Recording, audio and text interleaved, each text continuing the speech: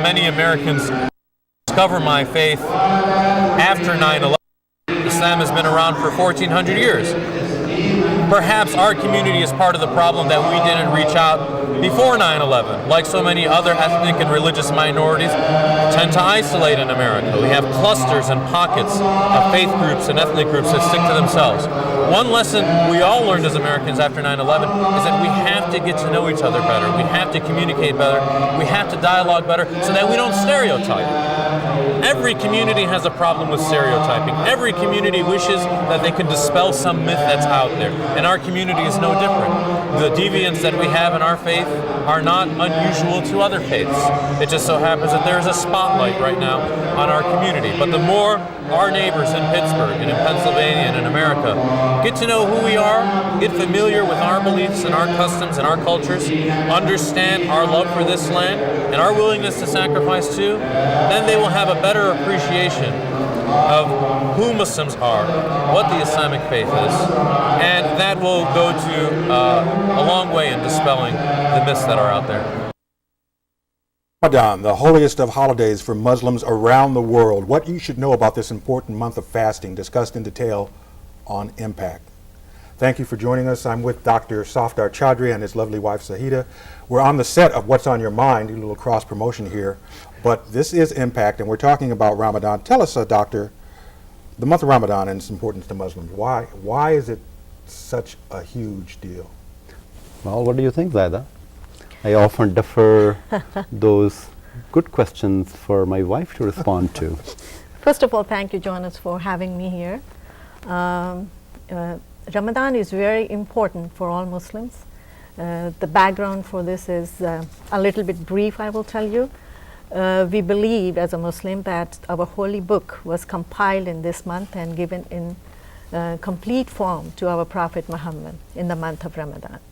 And then Muslim believes in 5 pillars, which is oneness of God, prayers 5 times, giving charity, which is not which is very mandatory. You have no choice on your wealth. And then fasting for the month of Ramadan, it is for the whole month. And the last is Hajj, going to Mecca for the pilgrim. But what fasting is giving, it's very curious for other people that fasting is very difficult, but we see it very differently. It's kind of a celebration for us. We look forward for the fasting month because it's the month which we feel that there are a lot of blessing of God we are receiving. And also, you see the structure during the month of the Ramzan. It is, time management is very well done because there is a time to go to work, there is a time to get up to eat, there is a time to come back home. So it's a time to come back home from the work. So I feel that it's giving us so much time to do practically everything in life which we are not able to do during rest of the year. Mm-hmm. Dr. Chaudhary, your wife mentioned one of the 5 pillars is fasting. Over 1 billion Muslims around the world are fasting. Why is this such an important mandate? Fasting, our bodies have some needs, such as food, hunger, sexuality, our needs for, holding on to our wealth, our needs to be important in life and so forth. Those are our body needs. However, the month of fasting takes away those needs and puts them in a box of these can be contained, because otherwise we can drown in our needs. It's an everlasting lust for almost the world that we live in. It can drown us. So the month of Ramadan gives us that respite to realize, why are we here in this world? We're not here to just eat and eat away. We're not here to just kind of hold on to our wealth and just hang on to that forever, because all things shall return back to earth. Is it difficult to fast? I mean, we're not talking 24/7 for a month. After sundown, you're allowed to eat something, aren't you? Well, plenty. Plentiful. And actually, when you eat in the morning, you're sitting with the breeze of the morning and enjoying the morning. And all day you're not worried about, the lunchtime and that time, because you're really kind of celebrating the life and a living life. And when you come back home, as Zahida was saying earlier on, you come back to your family and have a family dinner together, because everybody has to eat at the same time. My kids just round up, otherwise it's hard to find them because they already have some Burger King or some other king. So during this month, it might be best for some families to really practice this, because it's the one time they can truly be together. Yes, very much.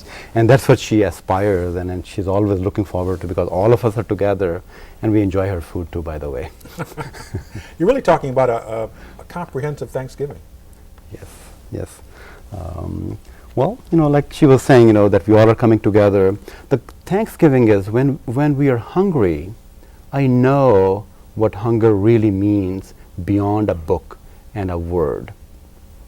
When I'm holding on to my anger and my emotion, then saying, you know what, you're fighting with me, but I'm fasting, I cannot fight back with you. When I have this sexual lust going all over and just trying to engulf me, I know I cannot have sexual activity during this time. So I know that I can control these body needs into proper channels rather than just spill it all over. We have less than a minute left in this segment. What's the most important thing you can tell people who don't know anything about the holiday, about Ramadan, Zahida? I think the most important thing is that it's not, people usually think that the fasting is not healthy. And I think it's very, very healthy for your body, because if you see from the medical perspectives, you have eating disorders, you have many other obesities is a problem.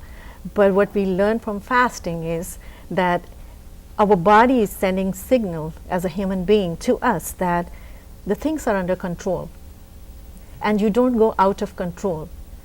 And that's very important, because it's very important for you to succeed in life. If you have a control on hunger, which is a basic necessity of life, Right. I think you can be very successful. Very good, staying in control. We'll be in control and come back to talk more about Ramadan, and you'll learn some interesting facts about the Muslim faith as it originated in Pittsburgh when we come back. Stay with us.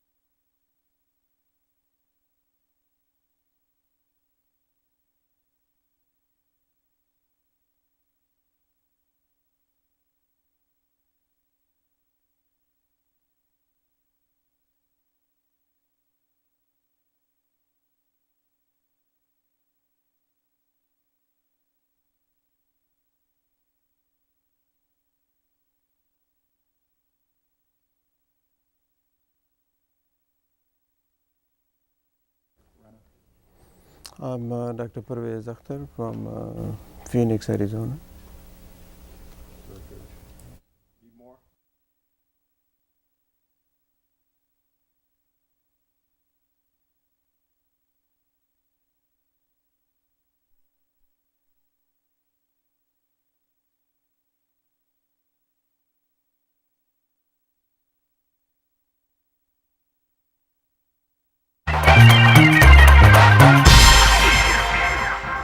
Islam is a 20th century phenomenon and it's in America. The first indigenous mosque ever built in the United States was built right here in Pittsburgh. Alawa, the first. It sits right there on Center Avenue to this day. So it's people just, like I said, the history is not taught. When the first mosque built by indigenous Americans sits right here in this city and has been here since 1929, and nobody asks that question, then you have to understand how the educational system lacks in teaching about Muslims and the educational system of this city. This should be a landmark. People should investigate it. Because African Americans have been present as Muslims in this city from slavery on and began to reorganize in the 20th century. We've been here and we've been good citizens and good neighbors. That's what's been missed. It's not that we're some new phenomenon. Alawa on the Hill District, Center Avenue since 1929. Who knew? You know now. Welcome back to Impact. I'm Jonas Cheney along with Safder Chaudhary and another guest, Rana Pervez Akhtar, a psychiatrist from Tempe, Arizona. Welcome and thank you for joining us. Thank you for having me. I have to say, being an American of Pakistani origin these days can have its challenges. Some of your observations, are things improving, do you think, in terms of that particular topic? Yeah, there has been, it was quite a time after September 11 because of all the stuff which was going on. But I think now people are understanding more what is going on in Pakistan in context of more information is coming about, people are more talking about it, that how this whole issue started and how the international community was involved in creating a response to the Soviet invasion. And now we are facing the consequences of that. So the response is getting more coordinated and better. Dr. Chaudhary, do you think the world is looking on Pakistan with a different viewpoint these days? I would say yes and no. I think yes in a manner that the first reaction is when people look at, when I have been called a terrorist by one of my patients and she said, well, go back home. But that was at a reactionary time when people were very emotional and whatnot. And now they ask from a curiosity. I just met a patient yesterday and she goes, I'm flying down to Islamabad Monday, and she was asking me small questions, what I should wear, what should I do, but she's going there to help and assist the humanitarian crisis that's erupting out of all these wars going on over there. So I think at a governmental level there's a better understanding. I think at a common person level it's a better understanding, but Chad, there's a lot more that needs to be done. Yeah. We have some still pictures that you sent that pretty much explore the landscape and the countryside and the everyday life of Pakistanis. And I have to ask you, what do you think is the most important fact Americans should know about Pakistan and its history as we look at these pictures? Well, Rana can add in a bit, but when you're looking at all that, people say, well, wow, I didn't know such a beautiful architect. I didn't realize such a beautiful landscape. I didn't realize, such a beautiful people and people like you and I. And I was in a conference and one of the speaker, said a joke. He goes, the Pakistani bus was going, and it was all full at a stop. When 50 people wanted to get on the bus, there were only 4 seats, and the bus rolled over after taking those 4 people, and the driver said, I had 4 seats in the bus, but I have many seats in my heart. That's what people need to know. Pakistanis are wonderful human beings. They love culture, they love art, they love food, they love everything. And they're human beings like anybody else, but there are few who are struggling with this fundamentalistic views which is destroying our culture and in our nation. Yeah, and the last picture we have coming up is of a little girl from Pakistan, and I guess the important thing to take away from looking at her is that, hey, I'm just like you. Yes, yes, yes. Very well said. We are just like you. Who manufactured all the human beings on the face of the earth? We were not manufactured from a different plant, to the same plant, which cultured the whole world. We are all different places, but we are all same when all is said and done. Dr. Akhtar, what was it like when you were growing up in terms of art and culture and family life in Pakistan? Those times were quite simple. I mean, at that time it was totally different than what it is now. When we were growing up, it used to be very safe. Drug culture was not there. We didn't have that guns available, which all started after Soviet invasion. So it was very peaceful, and for us to go to different places like old historical buildings, it used to be very safe, and as a kid you can run around there and not really thinking about getting into serious trouble. It seemed like when people say it takes a village, I mean everybody was so involved. I mean they will direct or redirect kids. So it was quite a peaceful time, I would say. Yes, I agree. What has been, in terms of the changes that have taken place, and you just described several, what has been the effect on ordinary citizens there? Well, when we put in any seed in the ground, it gives back the plants that we sowed. So Soviet Union put in a lot of ammunition back there, and then we as a country from United States were a very good competitor. So we have a lot of mines and a lot of ammunition floating around.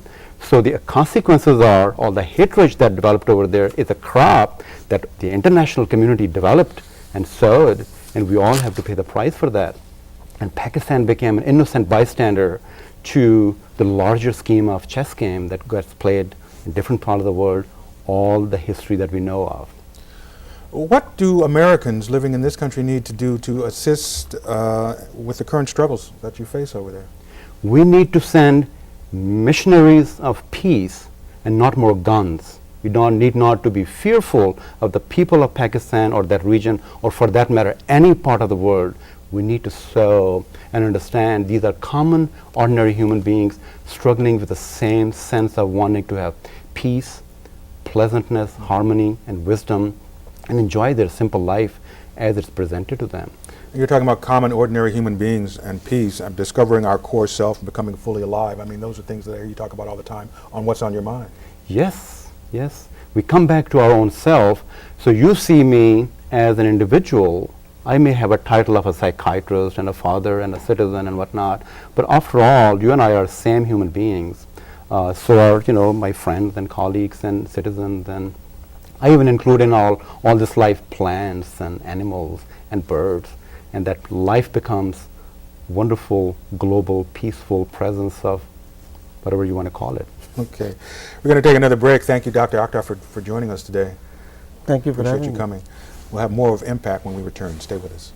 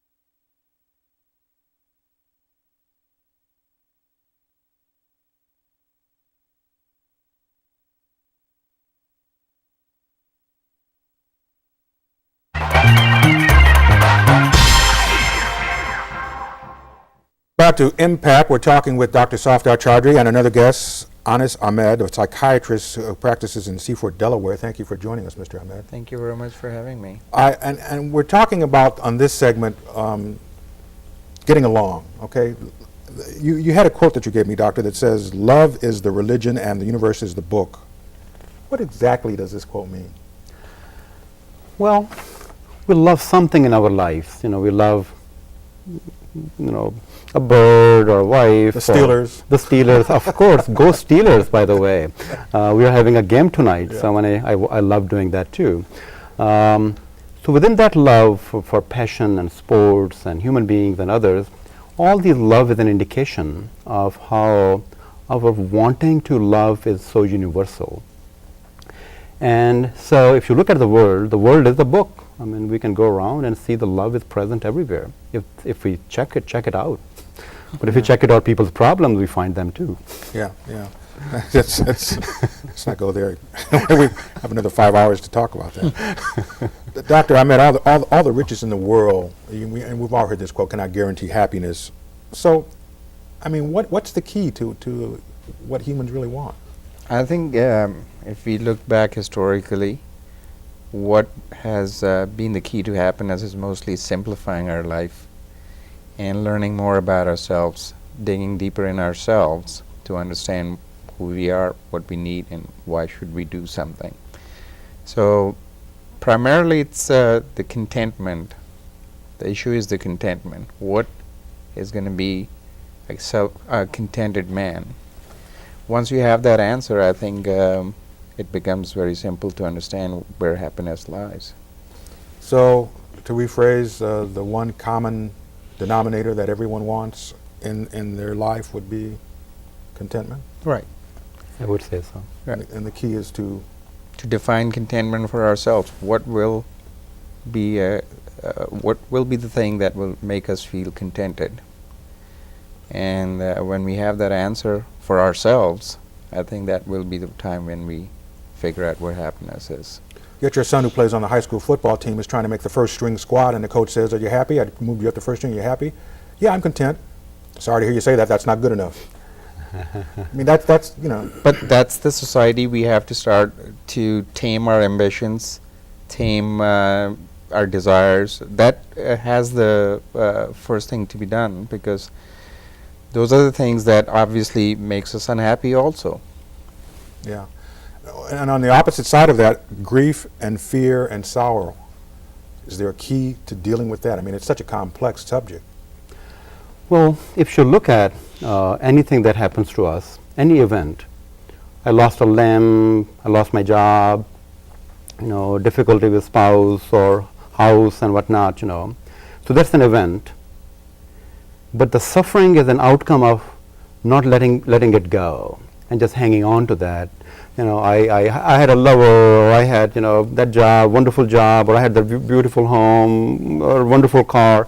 The ambitions of the minds are unlimited. It never is. Those desires are like ghosts and demons which want to gobble up the whole world and still not be satisfied and content.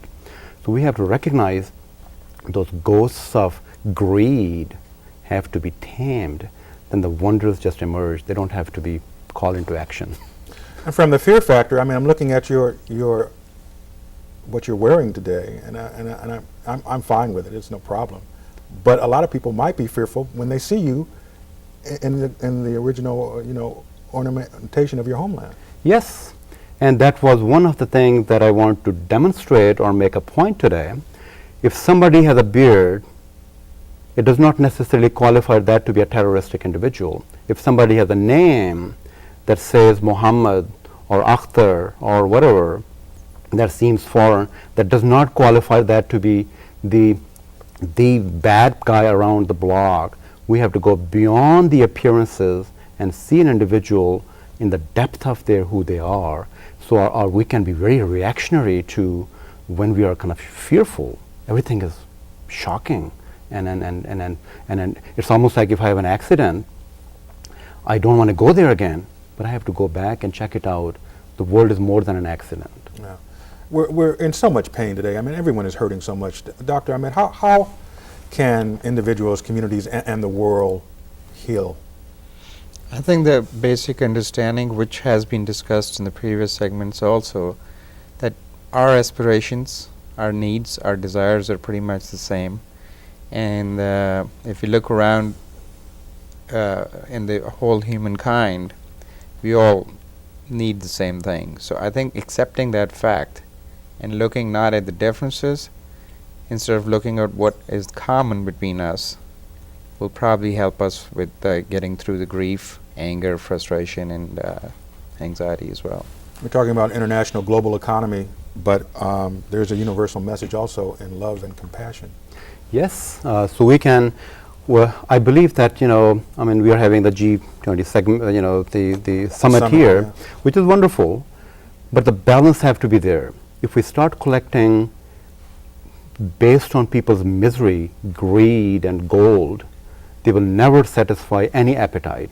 So the message is, there's a way of loving not attached to what is loved. Observe how water is with the ground, always moving towards the ocean. To the ground, though the ground tries to hold water's foot and not let it go, this is how we are with wine and beautiful food, wealth and power, and we get drunk with our wanting, and they get us killed. Yeah. Yeah, I mean, there is something very damaging about holding on. We're all prejudiced in some way. I mean, some people don't like rye bread. That's a small prejudice, but how can holding on to these prejudices hurt us on a larger scale? It has prevented us from understanding each other, having a universal approach, a holistic or a global approach to looking at humanity in general. So the biggest hurdle has been the prejudice and not trying to get rid of that. I know, Doc, you were saying that you really didn't know a lot about prejudice or racism until after 9/11, and all of a sudden you realized, it's really existing out there. America is the most wonderful country. I must say that. I don't want to kind of make the assumption it's not. The reason we are here and able to talk about this whole thing in the manner that we are speaks for the beauty of this country.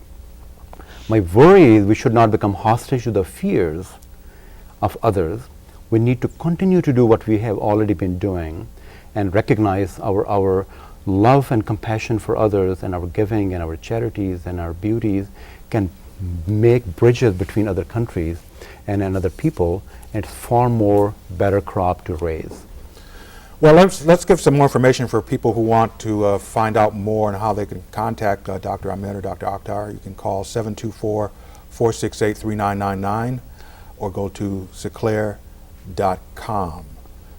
And we thank you so much for joining us, Dr. Ahmed. Thank you very much. Have a great stay in Pittsburgh and watch the Steeler game. Sure, I will. Go Dr. Steelers, Chaudhary, as always. Yeah, thank you, Jonas. It's been a pleasure. And your show, What's on Your Mind, 7:30 on Monday nights on PCNC. Wonderful. Sunday at 4:30. Repeated Sundays at 4:30. Thank you for watching. We'll see you next time on Impact. Take care.